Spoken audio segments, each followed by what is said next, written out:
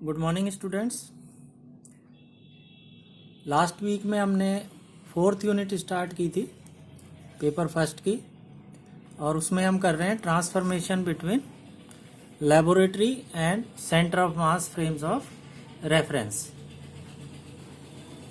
क्योंकि जैसा कि हमने आपको बताया था कि कई बार जो प्रॉब्लम्स होती हैं फिजिक्स में, उनका अध्ययन लेबोरेटरी निर्देश तंत्र की अपेक्षा जो द्रव्यमान केंद्र निर्देश तंत्र होता है उसमें उसको अधिक सरलता से समझा जा सकता है। तो हमने सेंटर ऑफ मास निर्देश तंत्र में कुल ऊर्जा निकाली थी कणों की। इसके अलावा कणों के संवेग हमने निकाले थे द्रव्यमान केंद्र निर्देश तंत्र में, P1 डैश और P2 डैश, और ये हमने कुल ऊर्जा निकाली थी E डैश। इसके अलावा कणों की अलग अलग ऊर्जाएं द्रव्यमान केंद्र निर्देश तंत्र में E डैश, E1 डैश और E2 डैश, वो भी हम निकाल चुके हैं। तो उनके लिए जो एक्सप्रेशन आए थे वो एक बार फिर मैं आपको बता देता हूं। ये E1 डैश आया था,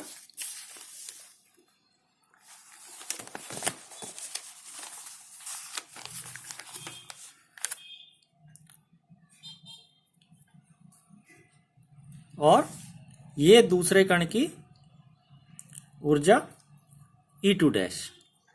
अब हम इन्हीं में ही दो स्पेशल कंडीशंस लेंगे कि उन कंडीशन में या उन स्थितियों में ये E1 डैश और E2 डैश ये किस तरह से ट्रांसफॉर्म हो जाते हैं, इनके लिए एक्सप्रेशन किस तरह से बदल जाता है। तो जैसे पहला हम लेते हैं अनापेक्षकीय गति या नॉन रिलेटिविस्टिक मोशन। आपेक्षकीय गति आपको पता ही है, तो वो होती हैं जो प्रकाश के वेग के समकक्ष होती हैं, मतलब उसके प्रकाश के वेग के मुकाबले हम उनको छोड़ नहीं सकते हैं, यानी उसके कंपेरेबल होती हैं। लेकिन अनापेक्षकीय गति वो गतियां जब कण इस तरह से गति करे कि उसका जो वेग है वो प्रकाश के वेग से बहुत कम हो, यानी u जो है वो प्रकाश के वेग c से अत्यधिक कम हो। तो यानी जो लेबोरेटरी फ्रेम है L तंत्र में M1 कण u वेग से गति कर रहा है और u is far less than c, उससे गामा क्या है, नियरली इक्वल टू 1 हो जाएगा, because u square upon c square को 1 के मुकाबले हम यहाँ छोड़ सकते हैं, तो gamma will be nearly equal to 1। तो अब पहले कण का संवेग क्या हो जाएगा, P1 is equal to mass into velocity, है ना। तो जो गतिशील अवस्था में जो मास होता है वो क्या होता है, rest mass upon √1 minus u square upon c square, यानी 1m1 gamma. Rest mass m1 है और 1 अपॉन √ ये गामा होता है। अब गामा क्योंकि नियरली इक्वल टू 1 है, इसलिए ये क्या हो जाएगी, P1 is equal to m1 gamma u, तो gamma is nearly equal to 1, तो दिस विल बी m1u। ये तो हो गया प्रथम कण का संवेग किसमें, L तंत्र में। और कुल ऊर्जा क्या हो जाएगी, कुल ऊर्जा क्या होती है, एक तो रेस्ट मास एनर्जी और प्लस गतिज ऊर्जा, अगर वो मूविंग है तो उसकी गतिज ऊर्जा। अब इसमें देखो गतिज ऊर्जा अपने को पता है क्या होती है, E से उसको रिप्रेजेंट करते हैं हाफ mu स्क्वायर, क्योंकि u c के मुकाबले बहुत कम है, तो वो m1 c स्क्वायर, यानी जो रेस्ट मास एनर्जी है उसके मुकाबले काफी कम होगी, तो हम उसको छोड़ सकते हैं। यानी कि प्रथम कण की कुल ऊर्जा उसकी रेस्ट मास एनर्जी के बराबर ही ले सकते हैं, उसमें गतिज ऊर्जा ऐड करने की जरूरत नहीं है, उसको छोड़ा जा सकता है। तो P1 हो गया m1u और E1 यानी उसकी कुल ऊर्जा हो गई m1 c स्क्वायर। तो ये तो हो गया L निर्देश तंत्र में। अब सीएम निर्देश तंत्र में जो द्रव्यमान केंद्र का वेग है वो हम निकाल चुके हैं, VCM, वो दिया जाता है इस सूत्र से P1C² upon E1 plus M2C²। P1 की वैल्यू यहां से रख दी M1U C² और E1 की ये वैल्यू रख दी M1C², तो ये आ गया। अब इसमें C² ऊपर नीचे कैंसिल हो गए, तो VCM यानी सीएम निर्देश तंत्र का जो वेग होगा वो क्या होगा, M1U upon M1 plus M2। अब सीएम निर्देश तंत्र में कणों की कुल ऊर्जा, ठीक है, जो हम पहले निकाल चुके हैं समीकरण 7, है ना, तो ये देखो ये हम पहले निकाल चुके हैं, ये तो ये होती है। लेकिन इस विशेष स्थिति में यानी अनापेक्षकीय वेगों के लिए क्या अंतर आ जाएगा, क्या चेंजेस आएंगे इसमें, ई डैश, ये हमने इसका सूत्र लिख दिया जो हमने डिराइव करा है पहले से ही, ठीक है। अब उसमें हमने E1 का मान रख दिया, E1 का मान क्या है, M1C², अभी हमने निकाला है, ये मान रख दिया, तो ये M1C4 plus M2² plus 2M1 M2C4, ठीक है।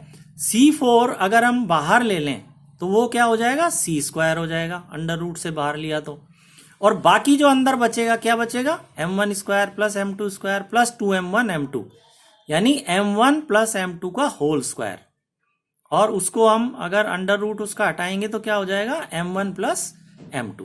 तो ई डैश यानी सीएम निर्देश तंत्र में कणों की कुल ऊर्जा क्या हो जाएगी, M1 plus M2 into C², इस तरह हम निकाल सकते हैं।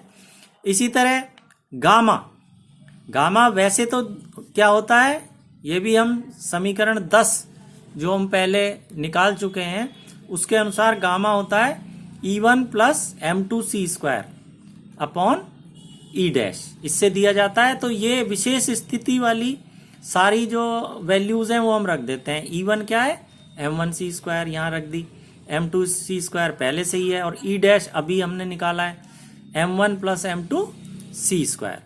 तो C² से C² कैंसिल, यहाँ बचेगा M1 प्लस M2, ये भी ऊपर नीचे कैंसिल हो जाएंगे, तो गामा इस केस में क्या हो जाएगा, 1 आ जाएगा, और वैसे भी 1 आना भी चाहिए।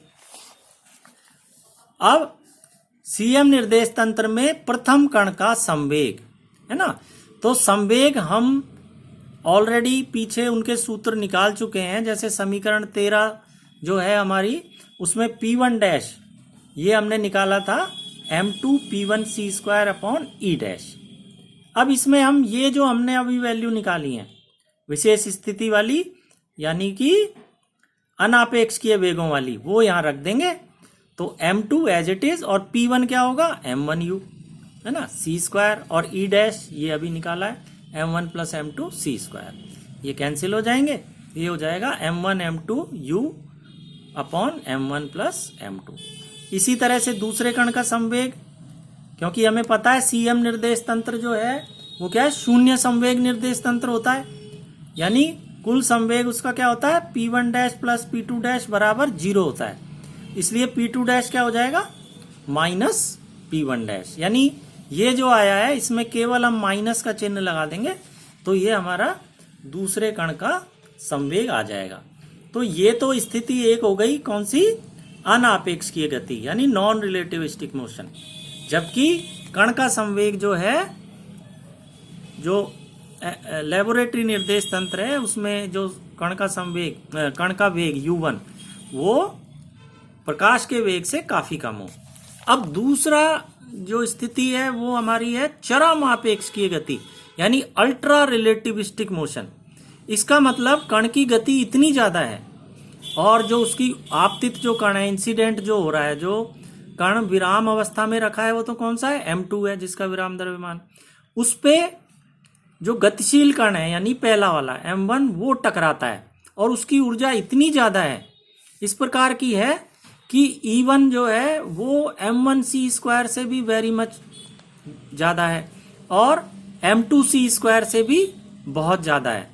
तो ऐसी जो स्थिति है ये चरम आपेक्षकीय स्थिति कहलाती है और इस प्रकार की गति जिसके कारण ऊर्जा इतनी ज्यादा हो जाए कण की कि वो रेस्ट मास एनर्जी उसके मुकाबले क्या हो जाए, नगण्य हो जाए। तो उस कंडीशन को हम चरम आपेक्षकीय स्थिति कहते हैं। और वो गतियां अल्ट्रा रिलेटिविस्टिक गतियां, ये अल्ट्रा रिलेटिविस्टिक मोशन कहलाता है। तो ये स्थिति अगर हम लें तो इस कंडीशन में सीएम निर्देश तंत्र में कुल ऊर्जा अपने को पता है, सूत्र ये है ना। तो इस सूत्र में अब हम क्या रखेंगे, m1c4 plus m2c4 plus 2e1 m2c2, ये तो नॉर्मल इसका सूत्र हो गया। अब विशेष स्थिति में क्या हो जाएगा, m1 स्क्वायर c4 इसको छोड़ देंगे क्योंकि e1 बहुत ज्यादा है इससे। इसी तरह e1 भी इससे भी बहुत ज्यादा है m2c2, तो इसको भी छोड़ देंगे, केवल ये टर्म बचेगी। तो e dash will be nearly equal to √2e1 m2c2। तो इससे हम क्या देखते हैं कि ये जो e डैश है यानी कणों की कुल ऊर्जा द्रव्यमान केंद्र निर्देश तंत्र में, वो प्रोपोर्शनल होती है √e1 के, इसके प्रोपोर्शनल होती है। इसका मतलब अगर सीएम निर्देश तंत्र में हमने 30 BeV ऊर्जा प्राप्त करनी है तो इसके लिए हमको